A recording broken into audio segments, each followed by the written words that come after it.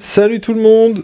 On se retrouve aujourd'hui pour mon premier tuto peinture sur des gobelins de la Moria.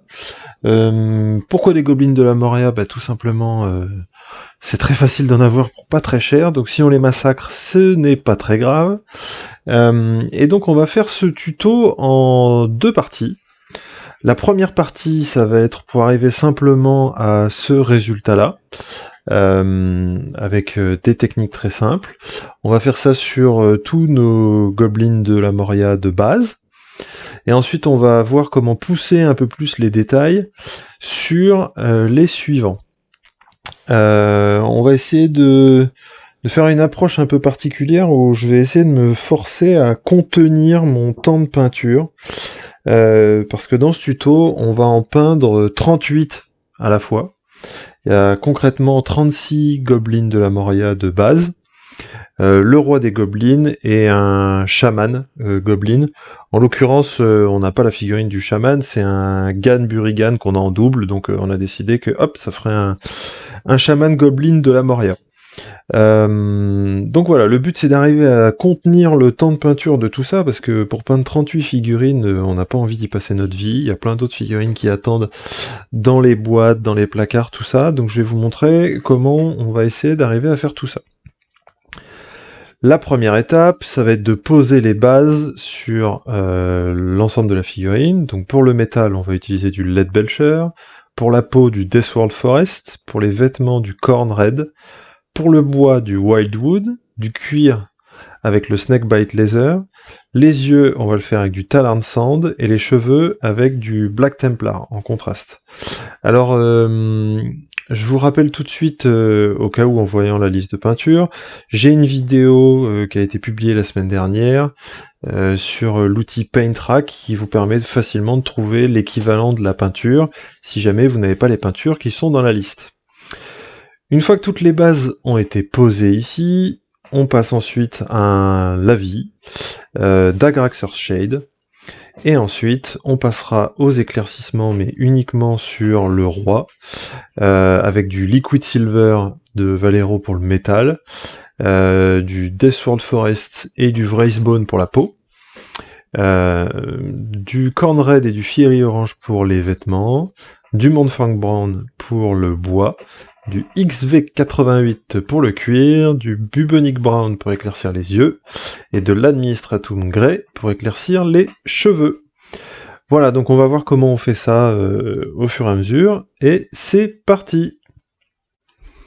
On est parti sur la peau avec du Deathworld Forest. Alors on commence par la peau, tout simplement parce que c'est... Quand une figurine est bien sculptée, c'est la couche la plus profonde, et on va remonter petit à petit jusqu'aux dernières couches de vêtements. Donc là, on prend bien le soin de diluer un petit peu sa peinture, pour pas avoir des gros pâtés, parce que la sculpture est pas terrible, il faut quand même être honnête, et dans ce cas-là, si on met des grosses couches de peinture, on va déjà enlever le peu de détails qu'on a. On enchaîne ensuite avec du Corn Red pour tout ce qui va être tissu. Donc là aussi, on dilue un petit peu. C'est une peinture qui est assez couvrante. Donc normalement, on n'a pas besoin de passer deux couches. Ce qui peut éventuellement arriver avec le Deathworld Forest si vous n'arrivez pas à trouver votre compromis entre la dilution et la peinture toute seule. Mais là, sur le Corn Red, franchement, c'est très très opaque, ça fonctionne très bien. Voilà, c'est beau à regarder en accéléré, ça m'a pas du tout pris ce temps-là en réalité. Voilà, donc on prend bien le soin de faire tous nos tissus, on a fait la petite jupette, on fait les manches, donc on imagine que c'est une sorte de tenue complète qui est en dessous de la figurine. Effectivement, faut pas hésiter à retourner la figurine pour aller atteindre des zones sur le dessous. Et voilà ce que ça donne quand on a terminé cette couche de base sur les tissus. On passe ensuite à de la peinture contraste pour tout ce qui est cuir, avec du Snakebite Leather. Alors, comme vous voyez, mon pinceau il est quand même très chargé. Il faut que ce soit chargé pour que la contraste fasse son boulot de mettre de la peinture sur la surface tout en fonçant les creux. Il faut pas hésiter à en mettre un peu trop tant qu'on arrive à ne pas déborder. Parce que vous voyez le pâté que j'ai à la base là, et ben, je vais l'étirer jusqu'à la sangle pour continuer. Voilà, tout simplement. Ce qui fait que je vide ce gros stock de peinture.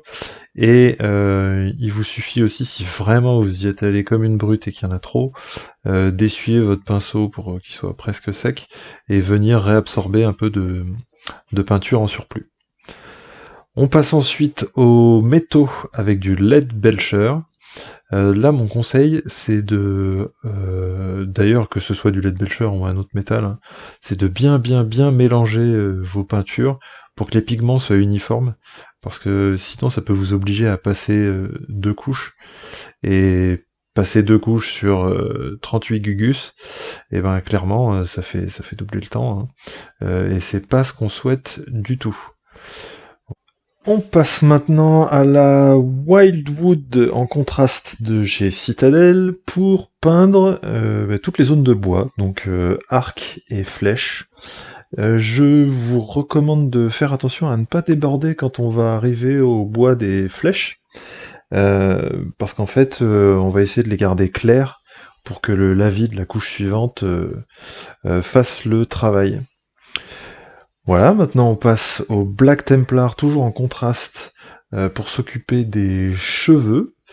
Donc là, on n'est clairement pas sur du canon de beauté, hein. Ils ont tous les cheveux noirs, la contraste permet d'avoir le haut un peu plus clair, et ensuite on est parti. Là, c'est le moment de vous mettre devant la télé tranquillou, et de débrancher votre cerveau, parce que on badigeonne d'Agrax Earthshade, mais on n'y va pas à moitié, quoi. On peut y aller, on peut charger le pinceau. Et vous allez voir que sur certaines zones où il y en a beaucoup trop, et ben avec mon pinceau nettoyé, et ben je viens absorber le surplus pour éviter d'avoir des gros paquets. On veut les assombrir, ils sont sales, mais pour autant on veut pas que ce soit un gros blob. En tout cas au premier passage, vous pouvez y aller comme des brutes, et aux endroits où il y en a un peu trop, ben, vous venez avec votre pinceau pour enlever les zones où ça ne vous plaît pas. On attaque maintenant la peinture des yeux avec du Talarn Sand. N'hésitez pas à mettre votre figurine à l'envers pour faire en sorte que seulement la pointe aille toucher le détail. Voilà, sur l'un des yeux, et puis après on tourne dans l'autre sens pour faire l'autre. Bien, nous avons donc fini toutes nos couches de base. Et j'ai fait l'exercice pour vous de, entre guillemets, me chronométrer pour voir si j'étais capable de faire ça assez rapidement et combien de temps ça me prenait pour faire une figurine. Donc vous avez le tableau sous les yeux, vous voyez à peu près. Concrètement, pour le LED Belcher, ça m'a pris 2h45 pour faire les 38 figurines, ce qui m'a pris à peu près 4 minutes 20 par figurine. Certains peintres iront plus vite, certains iront moins vite. En tout cas, moi, c'est le temps que ça m'a pris. C'est la première fois que je me prêtais à cet exercice, ça m'a aidé à trouver des clés pour aller un peu plus vite. Si on fait la somme de tout ça, on en arrive à un temps par figurine, donc pour les 38 Goblins de la Moria, à 22 minutes et 44 secondes, ce qui me semble être un temps raisonnable pour le résultat qu'on a réussi à obtenir. Donc on va maintenant passer à la suite, qui est comment faire des détails, pousser plus loin les éclaircissements, si on veut rajouter du temps par figurine, et on fera aussi cet exercice à la fin de la session. Allez, c'est parti, on enchaîne. Pour des raisons de budget, la scène suivante sera entièrement bruitée à la bouche. Eh, salut, c'est Sauron. Ça biche? Il te plaît le petit tuto là? Tu sais que le gars qui les prépare, il met des plombes à préparer toutes ces petites vidéos, et qu'il n'y a même pas 10% des gens qui les regardent qui s'abonnent ou qui mettent un like. En sachant qu'ils ne demandent pas un rond pour faire tout ça, je trouve que ça manque un petit peu de fair play. Donc c'est pas compliqué, avant d'aller regarder la suite, tu mets ton petit like là, tu t'abonnes avec la petite cloche des notifications, tout ça. Puis si en plus t'es vraiment un gentleman, tu mets un petit commentaire pour l'encourager à continuer. Bon, j'espère que t'as compris le message, parce que comme tu peux le constater, je t'ai à l'œil.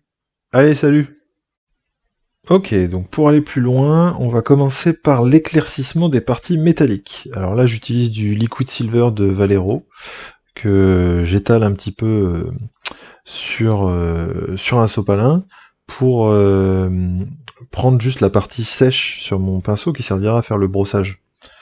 Voilà, comme ça j'imprègne en pigment sans avoir trop de liquide. Et voici ce que ça donne sur les boucliers. C'est les seules parties métalliques des gobelins de base que je suis allé éclaircir parce que c'était simple. Et voilà maintenant comment on fait sur le roi des gobes. Donc en fait, je vais tout simplement aller chercher mes arêtes sans brosser comme un malade en fait. C'est une sorte de brossage un peu localisé. Je le fais que aux endroits où je voudrais que le métal soit un peu écaillé, abîmé quoi. Voilà, donc je vais chercher mes arêtes, les pics les plus forts, et aussi toute ma cotte de maille. Voilà, donc il est possible qu'à certains endroits, même en faisant attention, on déborde un petit peu, mais on rattrapera quand on fera les éclaircissements des autres parties de la figurine. Voilà, il a vraiment une gueule d'amour. On passe maintenant à l'éclaircissement de la peau. Alors, pour éclaircir la peau, on va prendre du Nurgling Green. Et là, comme vous pouvez le voir, ma peinture, elle est quand même très diluée. Et on essaye de pousser, voilà, les pigments à l'endroit où on veut que l'éclaircie soit le plus fort. Tout simplement. Voilà, donc je passe sur toutes les zones et j'essaye d'imaginer depuis quel point viendrait la lumière, donc du dessus, tout simplement. Voilà, une fois fait, ben on va reprendre notre Nurgling Green et on va y mélanger du Wraithbone, de l'ivoire en fait, tout simplement. Et cette fois, on va aller éclaircir encore, mais par petits points, en tapotant un petit peu, sur les endroits où on a déjà éclairci tout à l'heure, juste pour faire quelques petites zones supplémentaires. Faut pas hésiter à exagérer un peu, parce que comme je le disais un peu plus tôt, on va pas aller coller notre nez sur la figurine. On pourrait faire des transitions de fou, des choses comme ça, mais bon, ça reste de la figurine de jeu. Euh, Là, on pousse déjà pas mal en rajoutant du Wraithbone sur notre couleur d'origine. On vient juste placer quelques points en particulier pour éclaircir. Et quand on sera à une distance plus raisonnable, ça fera très bien le travail. Pour pousser encore plus, on va rajouter encore un peu de Wraithbone dans le mélange. Cette fois, on va aller juste chercher des petites arêtes, des petits points très précis. Là, j'ai juste fait un petit peu sur les oreilles, un petit peu sur la pommette, le coude. On va faire un peu le bord de la bouche. Enfin, voilà, des petits points en particulier qui vont finir de définir l'ensemble. La figurine ayant finalement peu de détails, en faisant ça, c'est comme si nous, on les ajoutait un petit peu. On passe maintenant à l'éclaircissement des tissus rouges avec du Evil Suns Scarlet, du Citadel aussi. Et donc sur le même principe que pour la peau, eh ben, on va aller chercher les parties les plus exposées à la lumière pour éclaircir et puis donner un petit peu de relief à tout ça. Donc sur certaines zones comme ce qu'on est en train de regarder là, on est à la limite d'une sorte de brossage un peu mouillé pour aller chercher des arêtes. Il faut pas que la peinture soit trop diluée quand on essaye de faire ça. Et sinon, ben voilà, on vient ajouter par petites pointes sur les zones les plus exposées. On cherche toujours à faire un contraste en fait entre le bord et les creux, tout simplement. Cette fois-ci, on va éclaircir encore plus, on va aller rajouter un peu de Fiery Orange dans notre Evil Suns Scarlet, et on va aller chercher les arêtes, les pointes les plus exposées. En fait, on force encore plus le contraste, hein, tout simplement, euh, pour aller pousser encore plus la définition. On garde toujours en tête que on n'a pas le nez collé à la figurine, et on peut donc aller pousser très très fort sur certaines extrémités pour que ça se voit bien quand on est à distance de table de jeu. Là, on va tenter le diable et éclaircir les dents. Donc on est à la limite du brossage pour aller chercher depuis la tranche du pinceau les dents avec du Bubonic Brown pour leur redonner un petit peu de définition.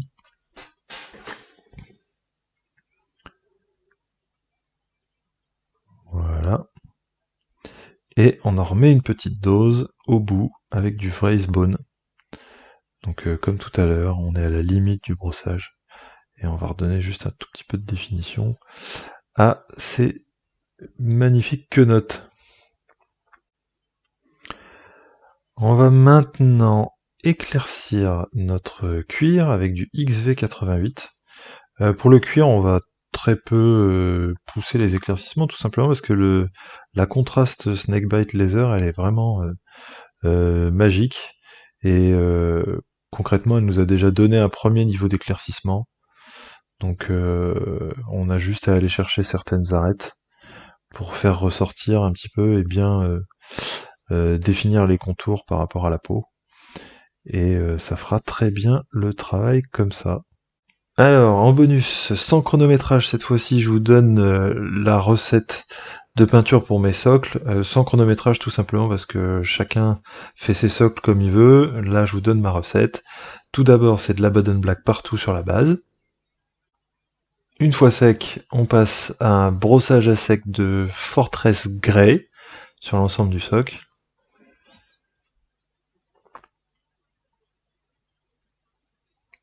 Voilà, on commence à avoir les détails qui ressortent.